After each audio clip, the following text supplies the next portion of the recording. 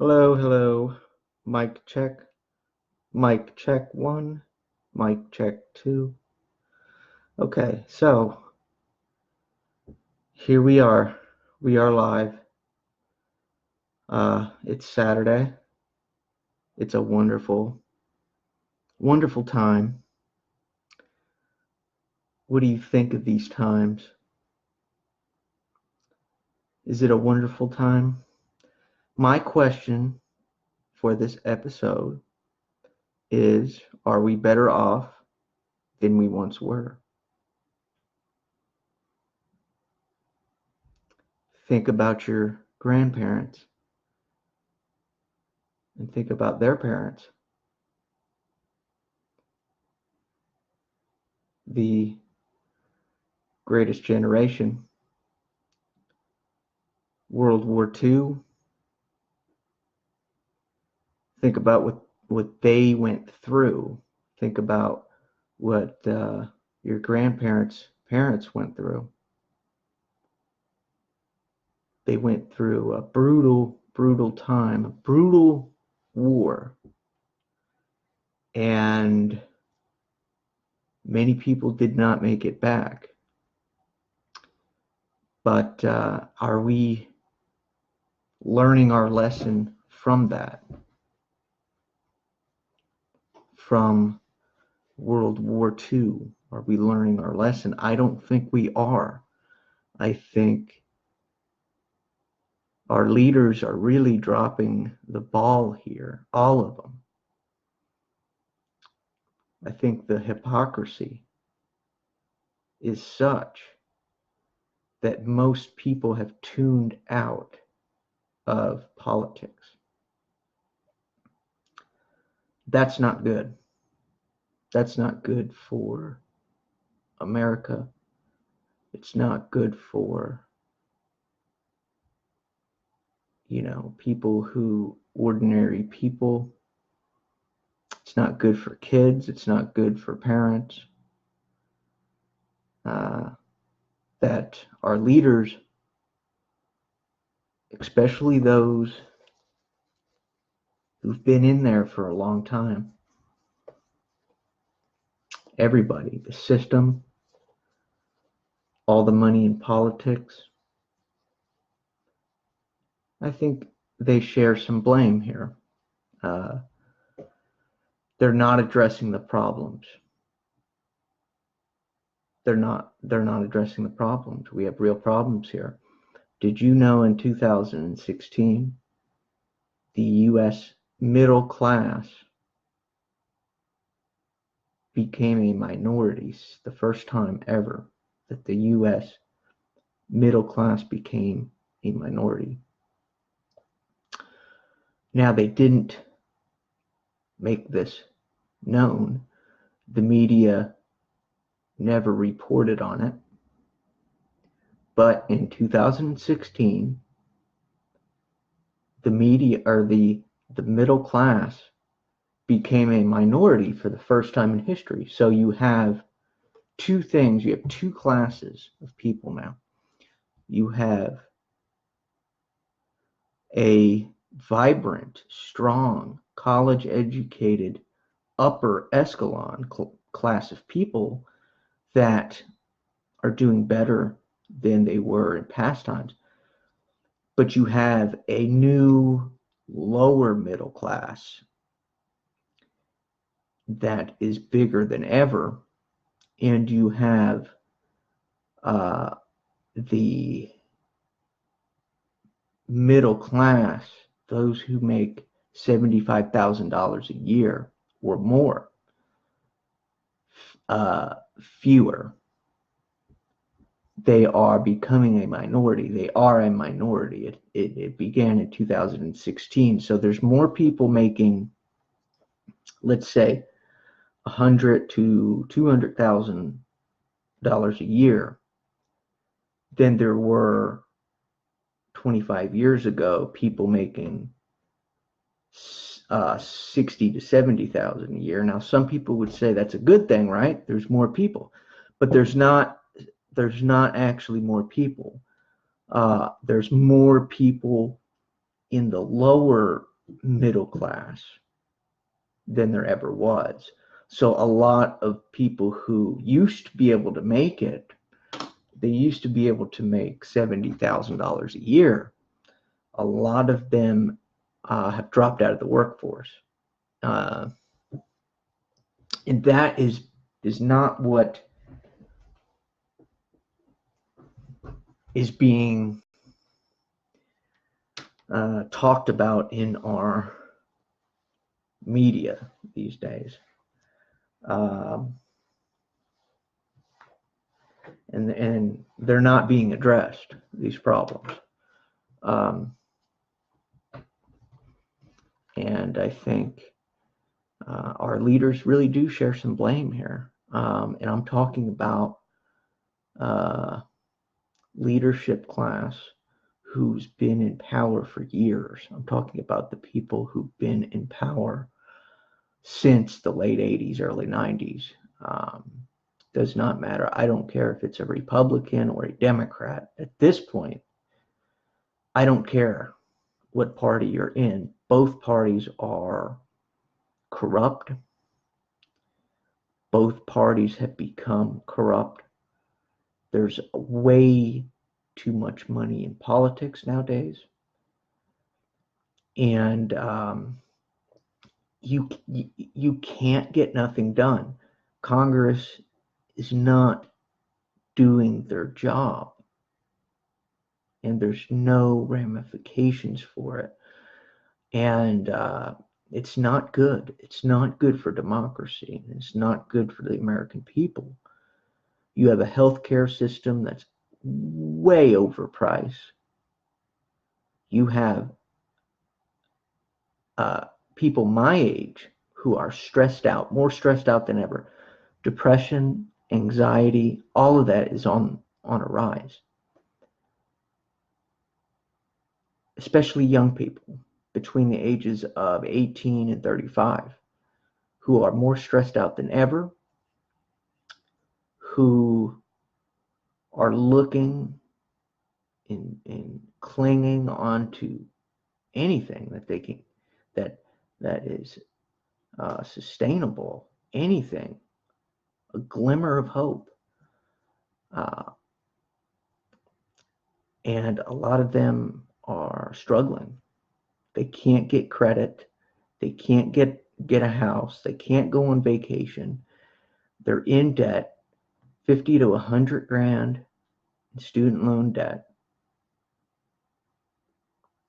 And they've lost hope. And that's why suicide is on a rise. That's why drug addiction is on the rise. There's so many things, mental disorders, depression, because their problems are not being addressed, because you have a political system that is so corrupt, that has become so hopeless, such a lack of empathy there in politics, so narcissistic. It's quite frankly scary. It's quite frankly pathetic, in my opinion, that Congress refuses to fix the problems. And now I'm talking about healthcare. I'm talking about the student loan education, or the student loan problem. Government should not be in the business of giving loans to 18-year-olds who it's going to take 30 years for them to pay back these loans. And of course, colleges, the cost of tuition has doubled. Now, of course, it's going to double. If you flood the market with all these new people who have free money, tuition is going to go up. But as soon as people, the young people, refuse, if all young people, all college students refused to go to school for one semester until Congress fixed the problem, tuition would drop like that. It would go down. But that I don't think is going to happen. We are way too divided, and that's not a good thing. People are way too divided, and so by being this divided, people can't come together, and that means that people can't demand for Congress to fix these problems. And until that happens, it's going to be continuing this endless 24/7 theater that is politics. Is going to continue. It's going to keep getting worse and worse until people just tune out altogether and don't vote. People are going to just tune out. They're not going to be engaged in politics. They're not going to go down to their city councilman's office and debate. They're not going to, and that's bad. That's bad for democracy. And so if you really want to fix the system, you have to get together and you have to get your point across that, listen, this is not sustainable. You can't have people who are in this much debt and be sustained for the next generation. And so things are going to continue to get worse as things become more partisan. And, the snowball is just going to roll down the hill even more. It's going to get bigger and bigger until people band together and demand change. And by banding together, I don't mean separating into groups.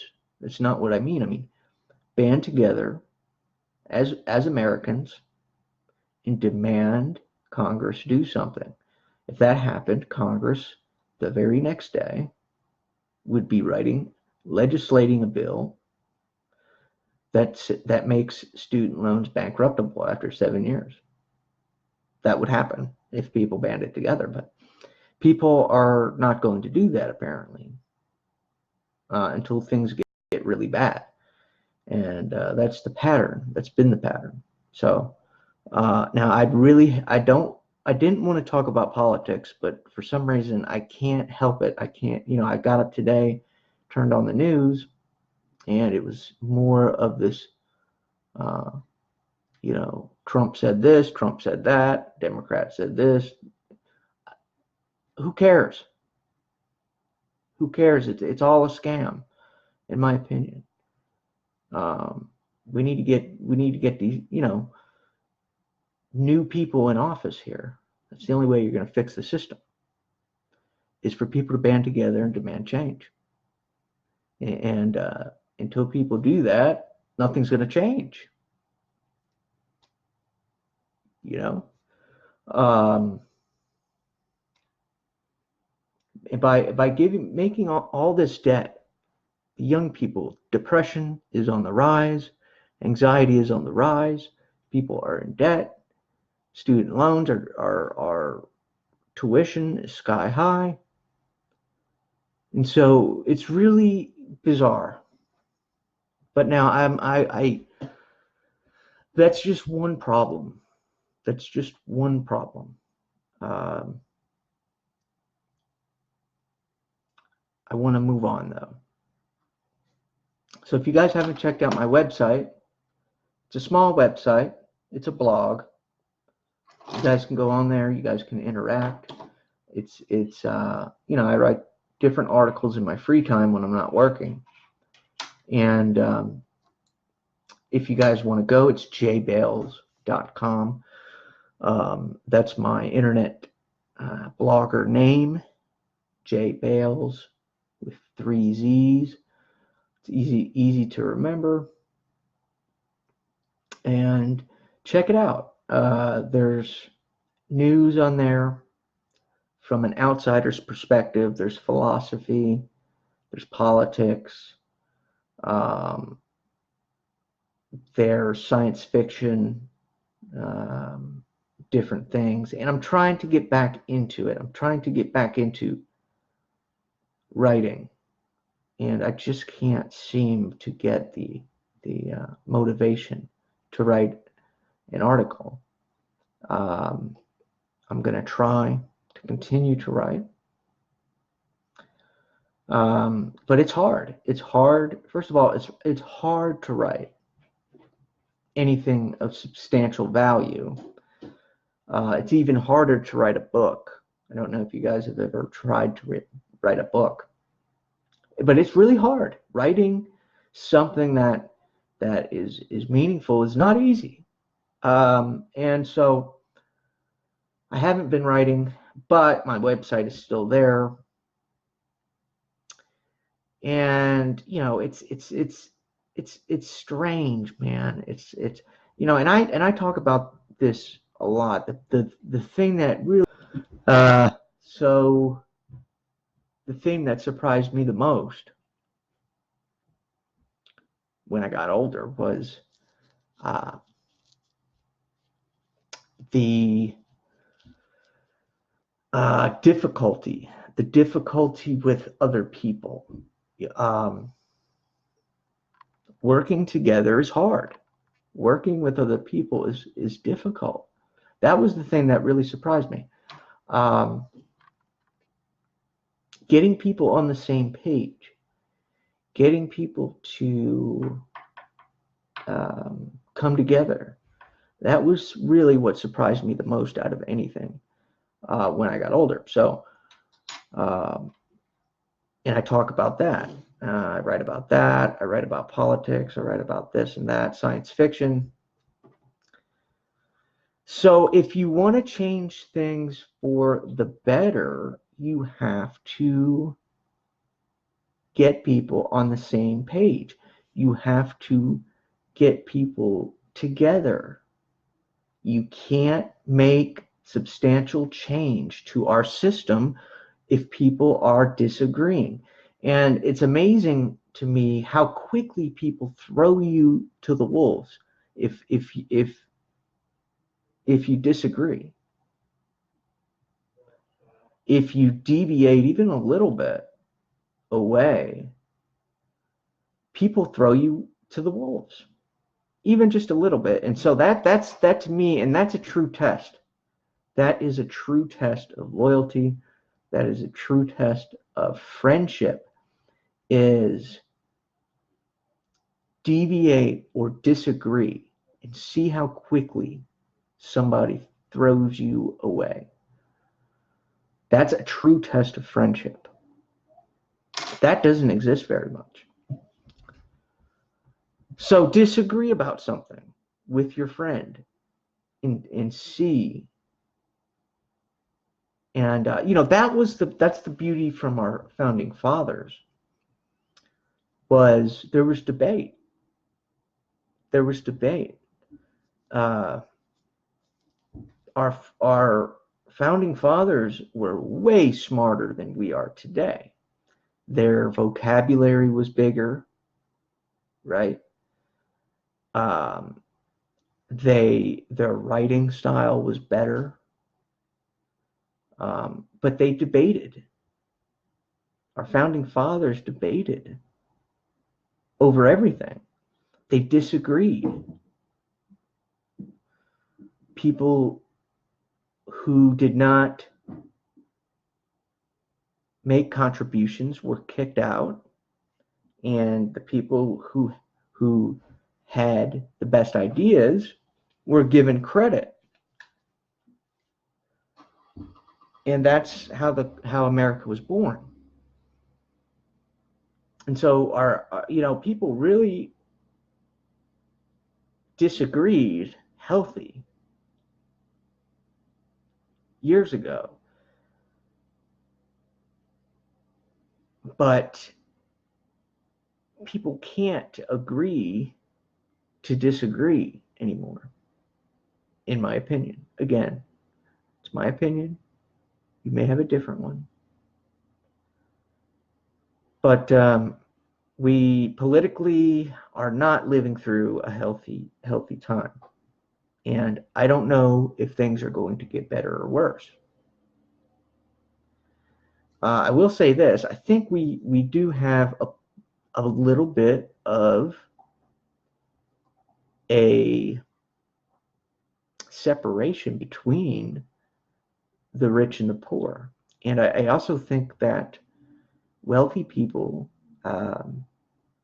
don't understand what poor people are going through. And I think a selfish ruling class, and Victor Davis Hanson talks about this, we have a selfish ruling class that leisurely, a life of leisure leads to indulgence, right? So we have a class of people who are extremely wealthy, and you have second and third generations of wealth, and people that leads to luxury, that leads to affluence, right? Socrates talks about affluence, that a life of wealth and a life of luxury leads to laziness, and that is not good for a country as a whole. And that's where we stand today. So these are just some of my thoughts on a Saturday afternoon. Most people are at the game. Most people are getting drunk at the game right now. And most people could care less, right? Most people don't care. It's only a select few who care. And a select few is anybody listening to this. And anybody who has an inkling of curiosity, if you have an inkling of curiosity into changing things for the better, welcome. You've come to the right place, right? So I'm trying to work on my radio voice because this is being recorded. And so I'm going to upload this. So what do you think, guys? Are we better off than we once were? That is the question. And I'm curious to know what people think in the comments below. Let me know. Thank you.